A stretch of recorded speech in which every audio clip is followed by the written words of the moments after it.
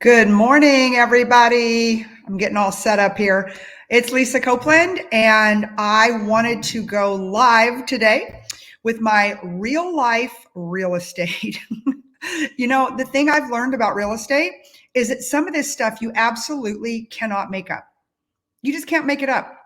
And so this morning I want to talk about. So I'm in my work gear today. Reason being, I've got a client who wants to list her home, and we are 24 days from Christmas, and she's flipping out. And I get it. And she doesn't want to list her home. She's got to list her home. Her husband's been transferred, and they have to be in his new job on January 15th. So she called me and she's like, "We got a big job ahead of us." And I said, "Oh my gosh, I totally understand where you're coming from, because that's what happened to me when I sold my house in one day in multiple offers, right? We had to get the heck out of Dodge. But prior to me, prior to me selling that house, I had to get it ready to sell, right? And so I don't know if those of you out there, like, I had 9 years worth of stuff in my old house. It was 5 bedrooms. I had 3 offices. 3 of those bedrooms were my offices. I had a film studio. I had an office upstairs, an office downstairs, right? Because a media room, like, there was so much stuff in that house, and I had to get myself talked into. Just hold on a second. It's telling me something here.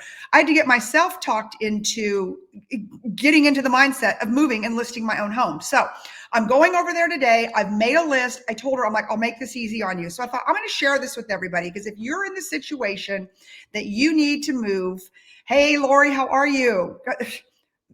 Totally a great stager. We'll talk about that in a second. But if you're in this situation, you need to move, right? You've had a job change. You had somebody make you an offer on your house that you can't refuse. You're going to buy a new house, whatever that may look like. I want to give you my tips that I'm going to give my client today when I go over and see her. And these are some of the things I did. And believe me, y'all, there was a lot of self-talk to myself when I was getting my own house ready to list. This is my new house, by the way. Hi, Zest. Everyone say hi to Zest this morning. Zest is my assistant, and she is amazing.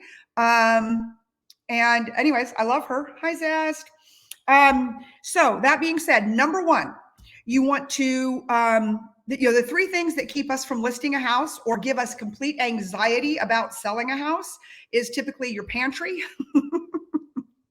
your main closet, the closet's in the main bedroom, or maybe the other bedrooms because you cleaned out that closet and you're shoving stuff in those other closets, and then the coat closet. I mean, those really are the 3 things that when I go in for a listing appointment, people are like, "Oh, I don't want to show you my closet. Oh, I don't want to show you my pantry." And y'all, I took it to the next level. I almost put a lock on my and the closet in the main bedroom, because I had so many shoes and stuff and whatever. And I was going to take a picture of it. Anyways, I got over it. I just got into that closet with boxes, and I just boxed up the shoes. I boxed up the purses. I boxed up the stuff that I wasn't going to use. Okay. And so again, I am a realtor. I was listing my own house. I took 30 extra days to go to market with it because of all the crap in my closets. So I feel you.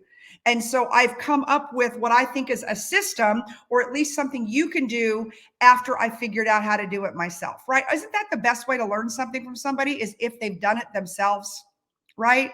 Is if they've done it themselves. So, number 2, you want to block off a monthly plan.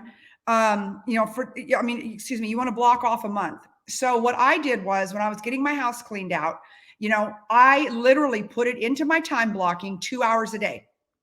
And I would do it room by room. Like, I wouldn't bounce around between the rooms, because you can't do that, right? So I knew my biggest sore spot was my master, the main bedroom and closet, right? That's my domain. That's where my jewelry is and my clothes are and my purses are. And if you guys know me, you know I've got lots of that stuff, and belts. Oh my God, I've got like 400 belts. And so, I knew I had to eat the elephant one bite at a time. So I decided to start with the biggest bite. Okay. So start in one room and stay in that room or that closet until you're done. I had 4 boxes set up. All right. I had a box for storage. So literally I would go into that closet and I had a box that I put stuff in that would go to storage. I had a box that was going with me to our ranch, because remember, I lived on the ranch for 3 months while my house was being finished, being built. I had a box that was donations. And then I had a box of, I haven't made a decision yet what to do with this. And you know what? That's okay to have that box, And so I think it's super important, right? So those 4 boxes you want to put in every room, and give yourself the grace to have the box of, I haven't made a decision yet. If I'm going to keep it, sell it, swap it, donate it. Okay. That's okay. If you're trying to move during the holiday season, pack up the majority of your ornaments, but keep some of your stuff out, right? I mean, just because you're moving in January doesn't mean you're not going to celebrate Christmas or Hanukkah or whatever it is that you celebrate. So don't take away all the fun. Don't take away all of the joy of the holiday season. You're going to need to pack up some of it, but you don't need to pack up all of it. Use your garage. Okay. Nobody cares. So what I did was, when I was listing my house that I'm going to talk to my client about today, is I took 25% of the stuff out of my house. Furniture, over the top stuff. And if you guys know me, I have a lot of over the top stuff. You can kind of tell by my new house. See? Yep. But I took 25% of the stuff out of the house. And because I had a lot of stuff in the house. And so I put it in the garage. It was organized, it was structured, but I put it in the garage. Use your garage. It's okay. Nobody cares. Literally, people are going to peek out in your garage, go, okay, great. You have a 2-car garage. Oh, great. You have a 3-car garage. Oh, great. You've got epoxy seal on your floors. Oh, great. You have a workbench in your garage. Oh, great. Okay. They're not going to spend time in the garage. So don't even apologize for it. Use that to get the stuff out of your house, because the house, when they come in, that is what they're going to bond with. That when they walk in the front door of your house, they're going to go, oh, this is it, or no. And that's what happens. And you'll see it in showings. It's awesome. Like when you have listings and stuff, you'll see it when they walk in the house and they're like, oh, the crown molding, or you get the other side of it when they just zip through the house in about 3 minutes and the agent looks at you and goes, okay, thanks. That's one of those things. It's almost like walking into the bar, right? And you don't see anybody you like, so you just turn around and walk back out. Same thing with the listing. So you don't want your stuff to be the reason somebody doesn't buy your house. Okay. You really want to think about what it is like to have or to be in a model home, right? Think about going to a model home. So that's one of the things that this client and I are going to do today, because in her neighborhood, they're still building out. And I said, we're going to take a field trip and we're going to go to the model home in the neighborhood. Why? Because I want to see what the competition is, right? And I want to charge more money than what the builder's charging, because she's made the upgrade. She's got the curtains, she's got the blind, she spent all the money on the crown molding and all the upgrades and all the things that the builder has done. But I want her to see what we're competing against, because what is going to happen inevitably, especially if you live in a newer neighborhood and the builder is still building out, people are stopping at the model home first. They just are. They want to see, they want to touch, they want to feel it's brand new. And I live in a brand new house now, and I forgot what it's like. Just every house I've been in, the last 3 houses have been brand new. I've built them, but I forgot how nice it is to have everything that's brand new, right? And so people get hooked up in that. They don't realize that the base price of the house is $500,000, and then you got to spend another $200 to get it to the way that the resale house is. So that's our first field trip. Is that we're going to go and we're going to see how the builder has done it, because I really want her to see how it's staged, and I want her to see how it. Oh, great, you're a hoarder. Oh, great, you're a hoarder. Oh, yes, I am a hoarder. There's no doubt, but I'm not anymore. I want her to see all of that, right? I want her to feel what they're going to see before they enter her house.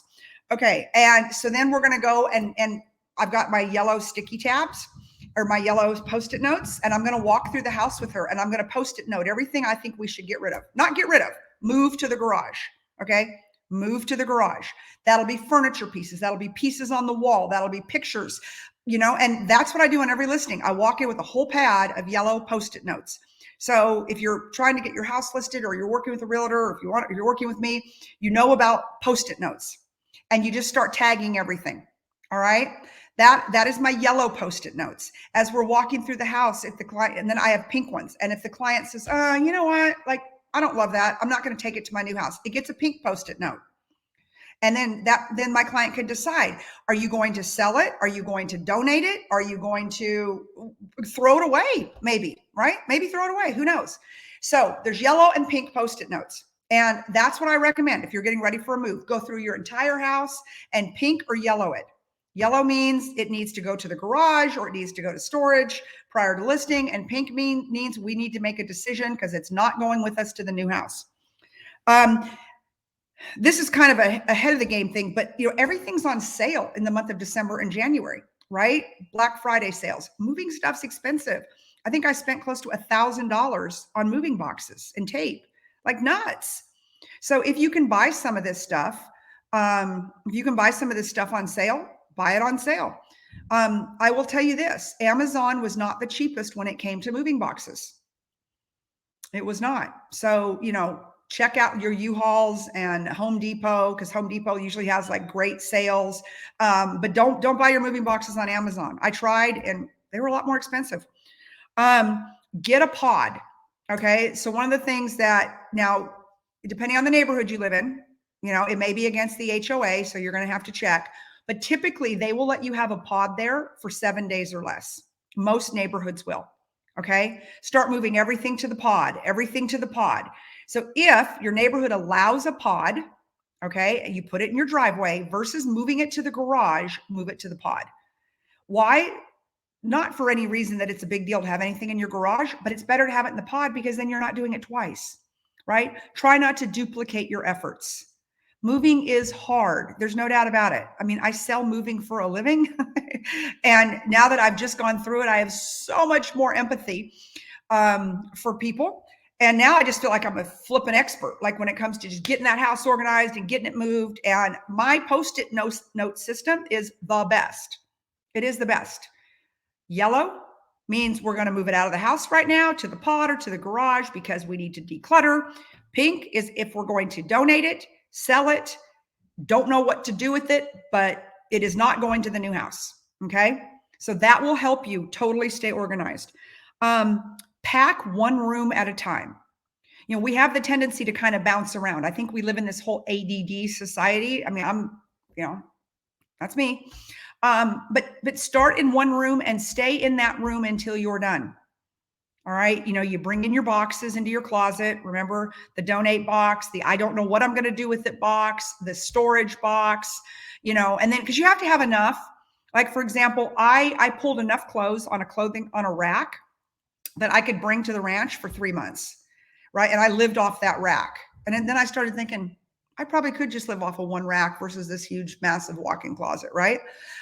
So absolutely, figure out what you're going to keep, what you're going to donate, what you don't know what you're going to do with. Like, I think that's one of the most important boxes. And I think that's where people get stuck. I think they go, I don't know what to do with my prom dress from 1985. It's got so much sentimental value. I don't want to give it away. Maybe I should. Okay, great. Don't spend any energy on it. Just stick it in the box of, I haven't made a decision yet. And, create that charity box, so I've got a charity that I love. I used to sit on the board of the Round Rock Serving Center. It's the food pantry in Round Rock, Texas, but they had a boutique. And little known fact about me, but I used to own a boutique in Round Rock, Texas. I think it's been 15 years ago. Back when I was running the mortgage company, I made the decision to open a boutique. And it was beautiful. It was called Enjoy Boutique, a passion for fashion. It was in a high-end shopping center. Anyways, it was beautiful. And I had this great sign that said the boutique is open and closed. And I would take it out every day. I had a manager, so I wasn't there all the time, but we would take it out every day with balloons. And so I've kept that sign for years. So I donated the sign to the serving center, and I donated 3 racks of designer clothes to them because I haven't worn them. Right? I haven't worn them in years. And I was just holding on to maybe I'll wear them again. Maybe I'll go to another charity function. I don't know what I was holding on to, but I thought, you know what? That's a great place for my clothes to go because they're going to be resold or they're going to be given to women that need them. Right? So find that, especially if you're a woman, I know guys are watching this too, but if you're a woman, find that charity, find that place that you would feel great about your stuff going. Oh yes, yes, Tom, you can watch this later. So find a place that you feel good about. So like, take a minute and figure out, where your stuff could go that it would have a positive impact. Because I didn't have near the problem getting rid of my gowns and my some of my suits and some of my great shoes and a lot of purses when I knew it wasn't just going to the Goodwill so that they could go buy more property with it. Like I have such a major problem with the Goodwill. I just do. I mean, anyways, don't even get me started on that. I think that they're in the land acquisition business much more than they are in the charity business of helping those that need help. So, find that local charity that is going to actually give the clothes or gift. Dress for Success is a great one. I've given so much stuff over the years to Dress for Success. So yeah, that was important to me. So it wasn't near as big of a deal when I pulled the stuff off my shelf and I was thinking, oh my gosh, a woman's going to be able to use this suit to go take an interview. She's going to look amazing. She's going to go get a good job. And I don't need it. She needs it more than I do. And really, it's kind of a mindset when you're going through all of your personal stuff. Anyways, I just wanted to pop on because I was literally making a list for my client so that she wouldn't feel so overwhelmed. Like she's so overwhelmed right now. And I know I feel her. And you know what the great thing about moving is, especially if you've been in a place for a long time and you go through what I just told you to go through, the stickies, the donating, the I haven't made a decision yet, all of that, right? Is that you kind of declutter. And then I moved all my stuff finally into my new closet, into this new house. And yesterday I hired a closet organizer. And I think you guys and gals saw that I did a Facebook Live this week with Mercedes, who's on my real estate team in Long Island, and she's also a closet organizer. And she's the one who said, Lisa, you've got to have an organizer. And I hired a gal yesterday. Oh my God, y'all, like my belts, or she's got a whole thing, and like all my caps are on this thing on the back of my door. And she's putting pool noodles in all my boots so I can see them. And she's got all my purses organized. And I'm just like, oh my God, and in all the years, I've never paid an organizer. So now I'm like, okay, now what else can she go organize for me? And it really does clear the clutter, not only just from the physical stuff of the clutter, but it makes me feel good now when I walk in that closet. Like 2 days ago, I walked in, I'm like, oh my God, what am I going to do with all this stuff? I've already given away 30% of my personal belongings, and I still have all this stuff, and that's okay. Stuff is okay, but get it into a position or a situation that you can enjoy it, right? Like this cute jacket, it doesn't look that cute from the front. I wish I could show you the back, but it says God Save the Queen. It's like white paint on the back, God Save the Queen. Well, I bought it on a trip to New York, and I bought it at my favorite store that's now closed, Century 21, and I had forgotten about it.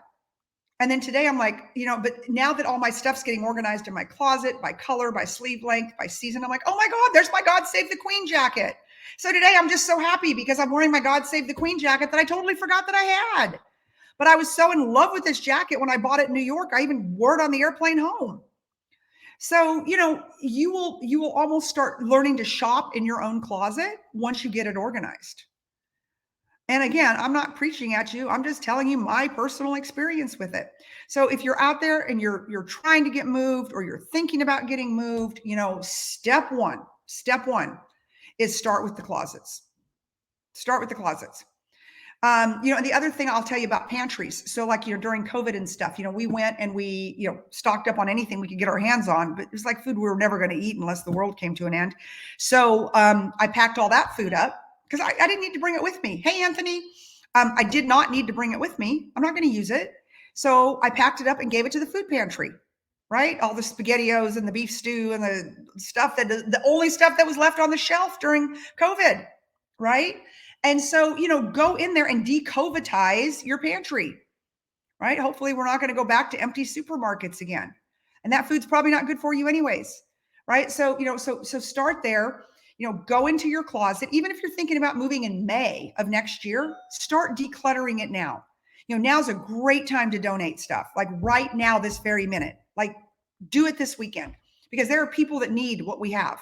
The holidays are here. There's churches that are collecting. There's, like again, the food pantries who have boutiques that's how they buy food to feed our community. There's great church groups. There's Dress for Success. Like there's so many ways that we can bless people and still feel better about getting our lives in order. So anyways, I hope y'all are having a great day. I'm getting ready to go over there with my sticky pads, the yellow and the pink, and and get about 25% of that stuff moved out of the house. And the reality is, I don't care who you are, where you live, there's really probably about 25% of the stuff in your house, if you're thinking about listing it, you got to get rid of. Not get rid of, you just need to move it out, right? Move it to the garage, move it to a pod, put it in a box for charity. And I promise you, you will feel so much better. Like living in this house now, I just feel lighter. I just feel lighter. I mean, I've literally, between our furniture, clothes, everything, I've probably given. We chose not to sell anything. We chose to give everything away. I just felt better about it, and so we probably gave away 30% between of our furniture, our clothes, our possessions. But I was very strategic about where I gave it because I wanted to make sure it would bless people. I really am not interested in people profiting on it. I didn't want to profit on it. I wanted it to bless other people. So I think during this holiday season, even if that's all you do to get organized for maybe the move in 2022, or maybe you're not going to move, maybe you just want to have that kind of feeling, or maybe you want to find your cute jacket in the closet, your God Save the Queen jacket, whatever that looks like. So anyways, but the sticky pads are the best way to do it. The yellow and the pink, right? The yellow is I'm going to move it out. I'm going to declutter. The pink is I'm going to get rid of it. And then from there, you decide how you're going to get rid of it. Are you going to sell it? Are you going to donate it? Or have you just not decided what you're going to do with it yet? You just know that you don't need it. That's okay too. All right. That being said, I'm going to go over and meet with my client. I can't wait. And I appreciate, as always, all of you tuning in and supporting me. And I hope you have a great day. I'll see you soon. Bye-bye.